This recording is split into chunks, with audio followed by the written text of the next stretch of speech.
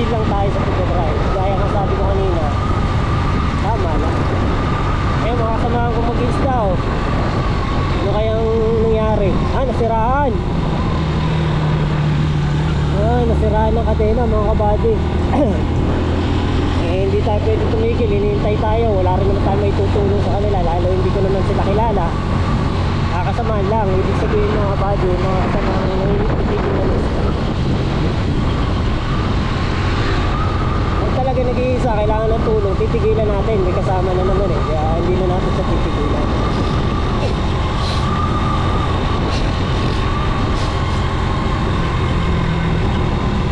Yan, liligo na tayo mga kabady. Sana buhay pa yung camera natin. Yung buhay pa mga kabady. Secure pa rin tayo. Salamat sa Diyos, talagang ligtas tayo nakarating dito. Yung papasok mga 10, ito na yung 10 kilometers mga kabady, 10 o 11 kilometers.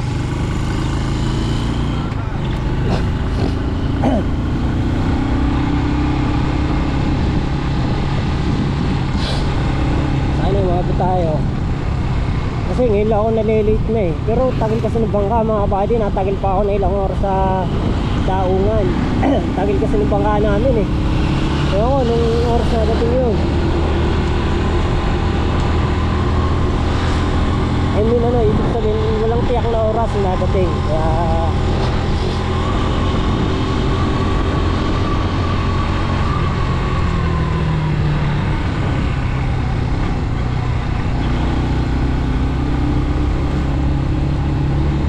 sombrero ko naiiwan ko eh. Hindi ko lang alam kung saan ko naiiwan kaya ako basa ang buho kanina. Medyo basa-basa pa pag helmet ko kanina. Lagi kasi ako nagsusombrero pagka mag-helmet ako ng basa ang buho. Siyempre para yung helmet natin hindi bumaho. Nakatulad nyo mga ginunali ko. Ganda na sidecar mga kabady oh. Ang mga tao kasi sanay yan sa mga magaganda. Gusto nila maganda kahit sino naman eh. Kaya lang yung iba hindi makapagpaganda dahil gawa ng pera. Gaya ko, hindi ako makapagpaganda ng sasakyan dahil wala tayong pera eh.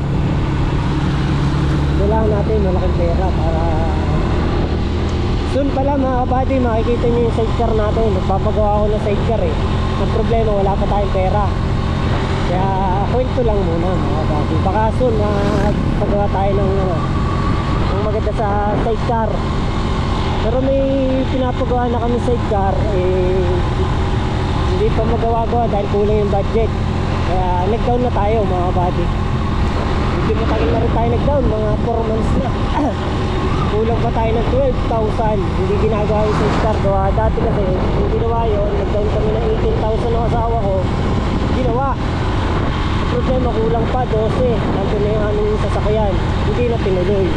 Dahil nadagdagan ng 2 buwan, hindi ko nabigyan ng bayad. Dahil wala tayong hanap buhay mga kabady, mahina. Dahil nag-resign nga ako 2 buwan, inuna ko muna pagkain namin. Kasi nag-resign naman ako sa Shopee dahil walang day off eh. Naglilihi yung asawa ko, buntis, suka na suka. Eh humingi ako ng day off sa araw. Sabi nila pagka hindi daw ako pumasok, wala kasing gagayin ng Shopee. Siyempre, company yun, kailangan sumunod tayo. Ang problema nga, may situation na hindi naasahan. Sabi ko nga, mag-resign na lang. Kasi papalitan din naman ako pag ako nag-area kasi walang tatakbo nun. Masisira ang company sa ibang hub. Kailangan kasi may takbo lahat ng parcel, walang tatakbo nun. Kasi yung time na yun, dadalawa lang kami. Nag-resign yung kasama namin. Kaya napilitan akong mag-resign dahil para sa asawa ko. Emergency na kasi yung sa asawa ko eh. Suka na suka, hindi na makapagluto. Dahil hindi na siya lalo na hindi na siya makakain. May mga anak ko, kawawa naman. Hawang-hawa ako sa asawa ko dahil sa buntis niya. Dahil sa, alam niyo na, tayo mga lalaki, buwisit. Ang dami na nga kaming problema, nagpagdagan pa, ano. Pero yung asawa ko, nabawi ako, mahal na mahal ko yan. Talagang binigyan ko siya ng problema dahil sa baby namin. Pero blessing yun, bigay yun ng Diyos. Dahil lang, hindi nga lang, wala lang sa panahon. na mga buddy. Dami ko na nasabi. Dahil first time natin na naglagay ng nga sa helmet. Ang ganda din makakapagsalita ka pa rin, makakapagsalita ka. Makakapagkwento ka rin.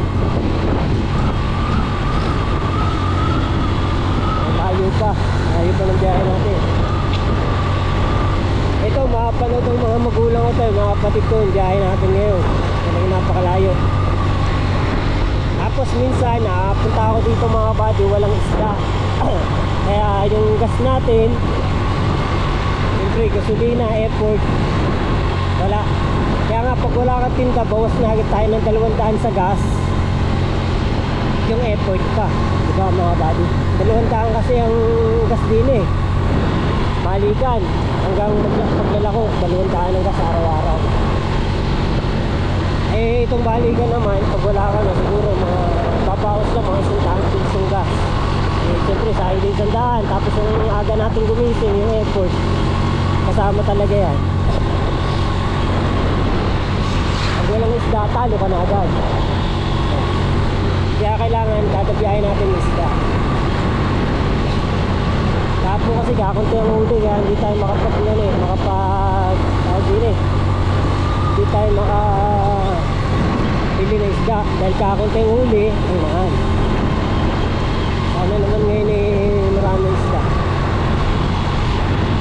Pero sabi nung aking bossing na si Boss Erwin, maraming huli. May huli tayo ngayon. Kaya may lalako tayo.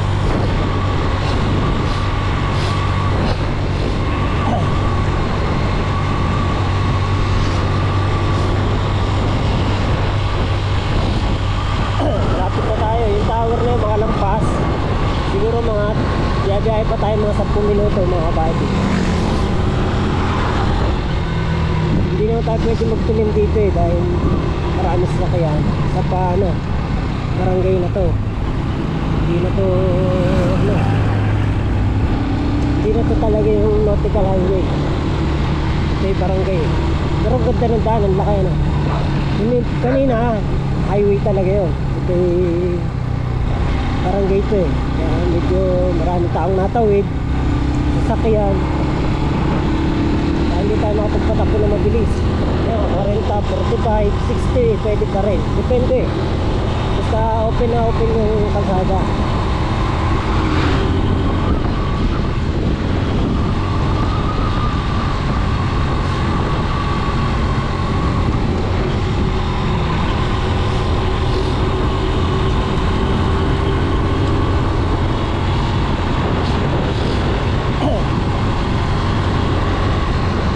Pala dito sa ito, nawa ng pangalan ng lugar na to mga buddy, no? Dito nang dito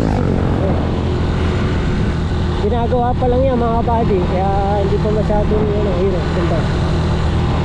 May din, bleacher, tinalo nga yung bayan namin eh. Dito may bleacher laki Oriental Mindoro Sport Complex. Dito lang yan sa Lauhan matatagpuan mga buddy, pag kayo madayo, mapasyal. Maraming pasyalan dito sa amin sa Oriental Mindoro. Yun nga lang, hindi ako makapasyal dahil siyempre kailangan pa rin ng pera. Katulad ng Puerto Galera, hindi ko pa nadadala yung pamilya ko dun eh. Gusto ko madala eh. Pero gusto ko talaga sa Boracay. Kasi hindi pa ako nakapunta dun. Palawan, yan, Boracay, Palawan. Ganda ng mga dagat dyan mga kabady. Soon, makaligo kami dyan ng pamilya ko.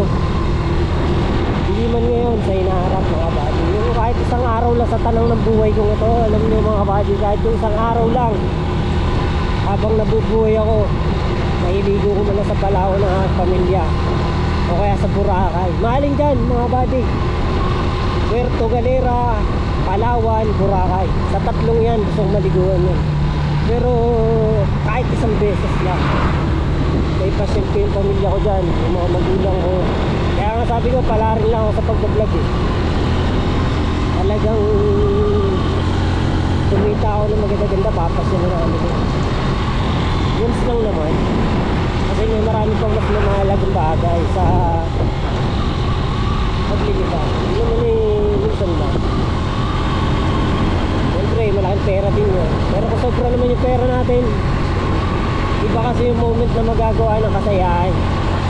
Ang pera kikitain yun.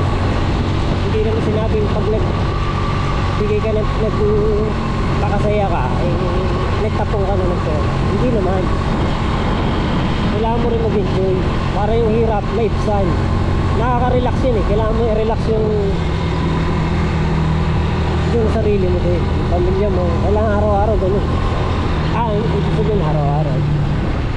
Minsan sa buhay mo eh, makapag-relax kayo, makapasyal. Picture-picture. Yung saya. Diba mga body? Ito, liguan na. Marami nililigo dito mga body sa dagat. Siyempre, sa ano to eh, katawan. Napakaganda. Sobra. Nakaka-relax. Ito ako pero magsiswimming kami. Kahapon kasi 8 taon na yan ako eh. Wala naman kaming celebration ng birthday mga kabady. Dahil hindi kami nakikipag-celebrate. Hindi kami nagse-celebrate ka kasi ano lang yan eh. Sa panahon ngayon gastos lang yan. Isa pa, bawal sa amin. Kaya wala kami celebration. Akala ko si Buddy. Akala ko yung kabady ko eh. Akala ko si JP Grutas na eh. Si Bossing. Wala. Mga mag-isda dito, proud na proud ako eh. Pahulong araw ko pala ngayon mga buddy na magtitinda na isda, 8 days. Kaya masaya mga buddy dahil naranasan natin. Hindi ko rin expect na magiging mag-isda ako eh. Sabi nga nila dati nagpaparcel ako, nagtitinda. Malagi naman may hanap buhay ka eh. Basta legal, marangal. Para sa pamilya, huwag na kayo mamili ng trabaho. Kasi ako naman mga kabady, hindi naman tayo nakapagtapos ng pag-aaral.